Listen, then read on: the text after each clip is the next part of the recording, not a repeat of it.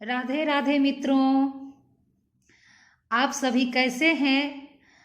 आशा करती हूँ कि आप सभी बहुत ही अच्छे होंगे।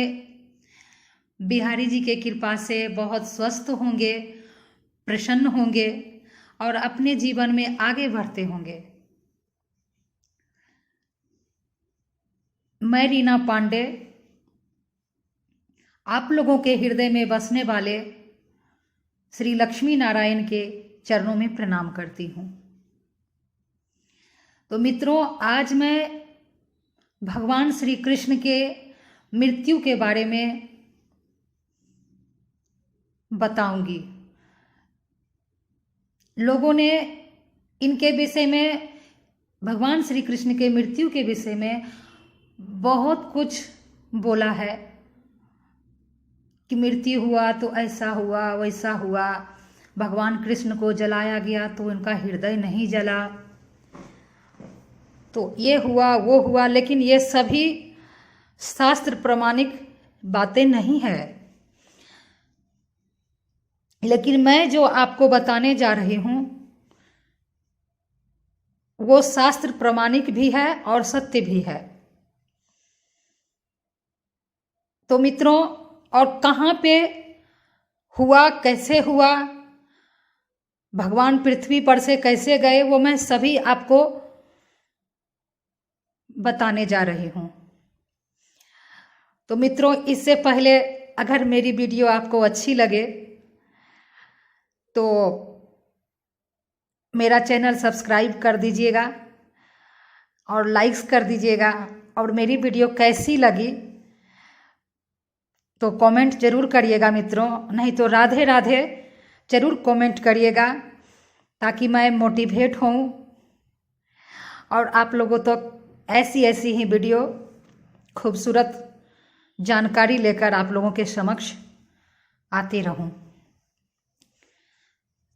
तो हाँ मित्रों, भगवान श्री कृष्ण की मृत्यु नहीं हुई, क्योंकि ये आप सभी जानते हैं कि भगवान श्री कृष्ण कभी माँ का गर्भ से उत्पन्न नहीं हुए, क्योंकि वो भगवान हैं। भगवान श्री कृष्ण साक्षात नारायण हैं, ये आप सभी जानते हैं। और भगवान का कभी जन्म नहीं होता है, उनका अवतार होता है। भगवान श्री कृष्ण जो भी लीलाएं किए हैं वो कोई सामान्य मनुष्य कोई नहीं कर सकता। सामान्य मनुष्य तो क्या, बड़े बड़े ऋषि मुनि भी नहीं कर सकते हैं। तो जब भगवान श्री कृष्ण अवतार लिए तो उनकी मृत्यु कैसे हो सकती है। उनका शरीर तो हम लोगों की तरह पंच भौतिक शरीर तो है नहीं, उनका शरीर तो दैवीय शरीर है। तो वो कैसे मृत्यु को प्राप्त कर सकते हैं। उनकी मृत्यु नहीं हुई मित्रों। वो द्वापर में, जब द्वापर का अंत था तो अंत में द्वापर में आतताई का इतना बढ़ गया था, दुर्योधन सब जैसा जो पापी था, ये सब इतने बढ़ गए थे कि कलयुग आ ही नहीं पाता। तो भगवान श्री कृष्ण जो है वो द्वापर में जब मात्र 100 साल के लिए बचा था तो भगवान श्री कृष्ण पृथ्वी पर आए और धरती का कार्य संभालते संभालते प्रभु 20 साल और ज़्यादा रह गए, यानी कि 120 साल भगवान श्री कृष्ण जो हैं वो पृथ्वी पर रहे। जब भगवान श्री कृष्ण का पृथ्वी पर से जाने का समय आ गया, ब्रह्मा जी बोलने लगे कि प्रभु कलयुग आ चुका है, लेकिन आप वहां पर हैं, इसलिए कलयुग का प्रभाव नहीं दिखाई दे रहा है, तो आप अब अपने लोक को पधारिए। भगवान बोले कि सही बात है। तो भगवान श्री कृष्ण सारा कार्य निपटाते हुए और समुद्र में अपना द्वारिका को जो है, वहाँ पे जो उनका द्वारिका जो बसा हुआ था उन सभी को विलीन कर दिए। और उसके बाद भगवान श्री कृष्ण जो हैं, बहुत लंबी स्टोरी है मित्रों, लेकिन मैं आप लोगों को मैं क्या बोली कि आज जो है भगवान कृष्ण के मृत्यु पर मैं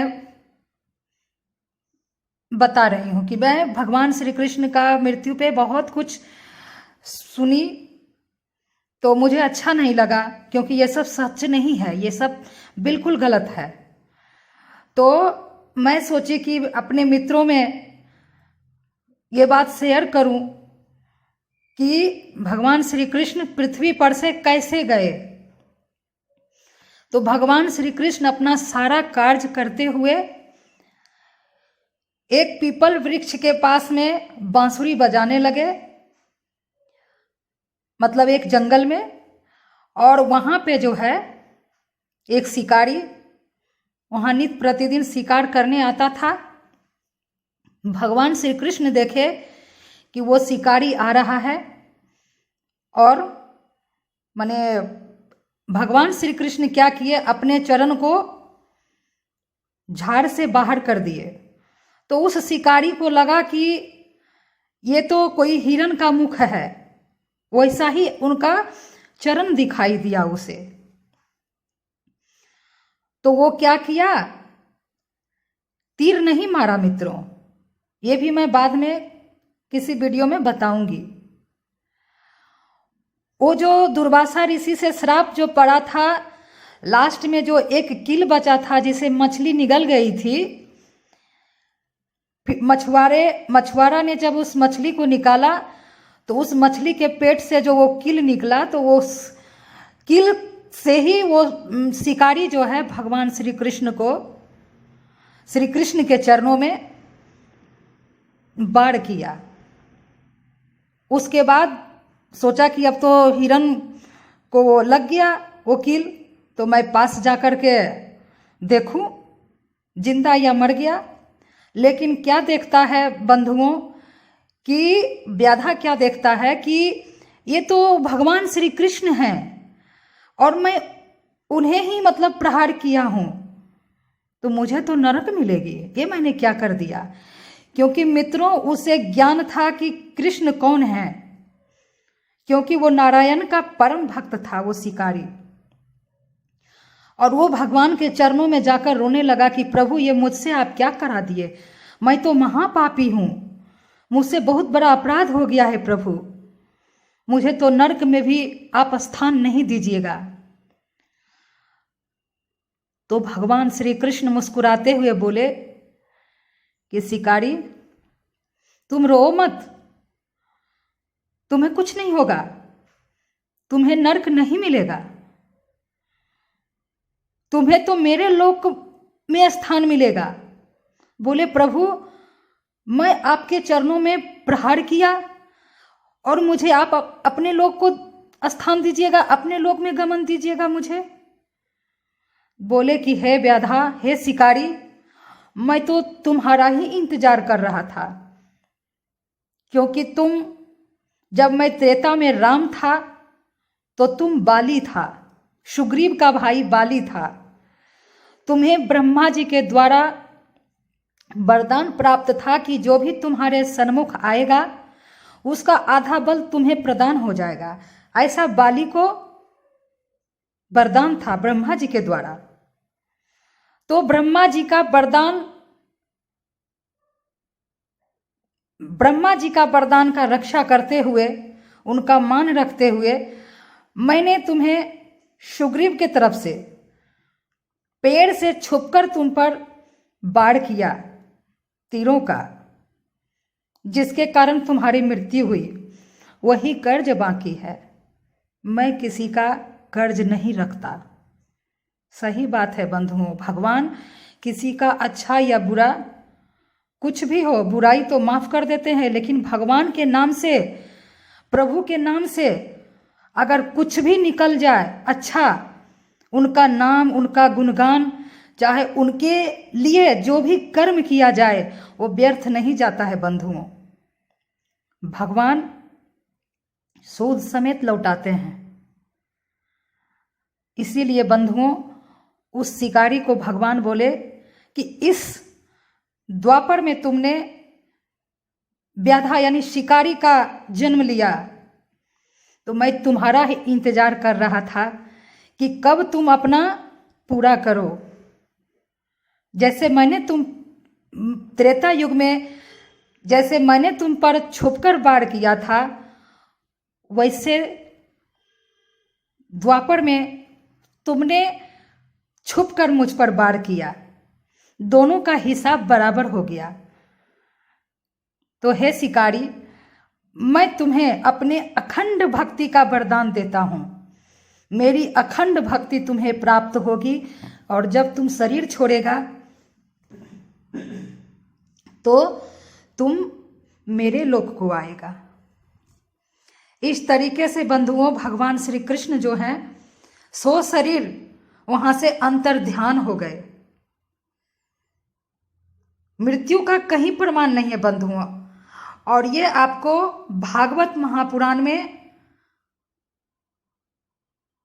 देखने को, सुनने को, पढ़ने को मिलेगा मित्रों। मैं आपको बता दी, भगवान श्री कृष्ण की मृत्यु नहीं हुई।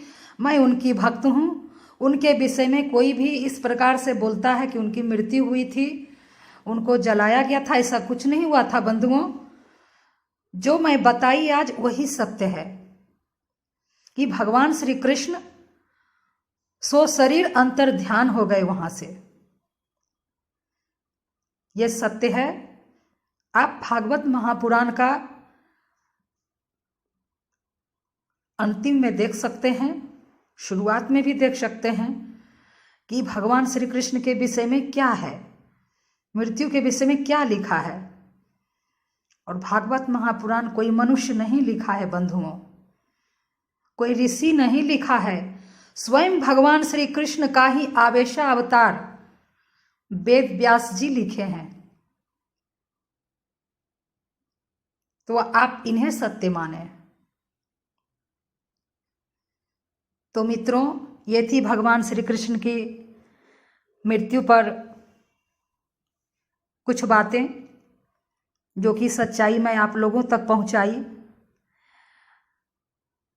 अगर वीडियो अच्छी लगे तो मित्रों सब्सक्राइब कर लीजिएगा, बेल आइकन को ज़रूर दबा दीजिएगा ताकि आप लोगों तक मेरी नोटिफिकेशन, मेरी वीडियो की नोटिफिकेशन रोज़ आप लोगों को मिलती रहे। और बंधुओं,